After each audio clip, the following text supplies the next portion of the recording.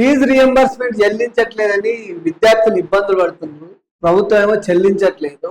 నిన్న హైకోర్టు మీరు fee reimbursement చెల్లిస్తారా లేదని చెప్పి గట్టిగా ప్రభుత్వాన్ని ప్రశ్నిస్తే ఆగస్టు 15 లోపు చెల్లిస్తామని చెప్పారు. అంటే విడతల వారిగా చెల్లిస్తామన్నారు, మొత్తం ఒకసారి చెల్లించరు. వీళ్ళు మొత్తం ఒకసారి చెల్లించలేరు కాబట్టి విడతల వారిగా చెల్లిస్తామని చెప్పారు. ఎంత దారుణం అంటే 2020 నుంచి కూడా ఫీజు రియంబర్స్మెంట్ చెల్లింపులు బకాయిలు ఉన్నాయంట.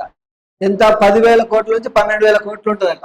వెలుగు పేపర్లో నెలాఖరులో ఫీజు రియంబర్స్మెంట్ ఫస్ట్ ఇయర్ విద్యార్థులు మాత్రం ఆగస్టు 15 చెల్లిస్తాం హైకోర్టుకు ప్రభుత్వం హామీ. అంటే వీళ్ళకి అనుకూలంగా వార్త రాసుకున్నారు. ఫీజు రియంబర్స్మెంట్ ఎంత ఉంది, ఎంత చెల్లించాలి అది రాయలేదు. ఇది మాత్రం చెల్లిస్తున్నట్టుగానే రాసేసారు. ఎందుకంటే ఇది గవర్నమెంట్ పేపర్ కదా, గవర్నమెంట్కి అనుకూలంగా పనిచేసే పేపర్ కదా. ఎంత ఫీజు రియంబర్స్మెంట్ చెల్లించాలి, ఎన్నేళ్ళ పెండింగ్ ఉంది, అవన్నీ ఏం రాయలేదు. వీళ్ళు మాత్రం ఫీజు రియంబర్స్మెంట్ చెల్లించినట్టే రాసేసారు.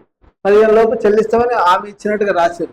కొంచెం వార్తలు ప్రజలకు అనుగుణంగా రాయండి వెలుగు పేపర్ యాజమాన్యం. ఎందుకంటే ఇది వివేక్ గారి పేపరే కాబట్టి వాళ్ళకు అనుకూలంగానే రాసుకుంటారు.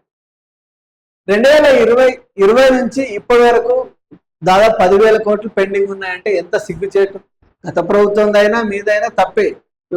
ప్రతి ఏడాది 1,00,000 మంది ఇంజనీరింగ్ లో జాయిన్ అవుతారు. మీ ఫీజు రియంబర్స్మెంట్ వల్ల ఇంజనీరింగ్ చేసి ఏదో కొలువులు వస్తాయని చెప్పి చాలా మంది బయటకు వస్తారు. ఇట్లా మీరు ఈ ప్రైవేట్ కాలేజీలు ఏం చెప్పేది ఒక విషయం హైకోర్టుకు 2020 నుంచి అంటే ఆల్రెడీ ఇంజనీరింగ్ అయ్యి వెళ్ళిపోయారట. వాళ్ళ ఫీజులు ఎట్లా మేము వసూలు చేసుకోవాలని అడుగుతారు. అంటే ఆ వెళ్ళిపోయిన వాళ్ళకు వీళ్ళకు సర్టిఫికేట్ ఇయ్యారు, టీసీ కానీ మెమోలు కానీ ఏమైనా కాలేజ్ నుంచి ఇయ్యారు. ఎందుకంటే వీళ్ళ పైసలు ఇక్కడ పెండింగ్ ఉన్నాయి కదా.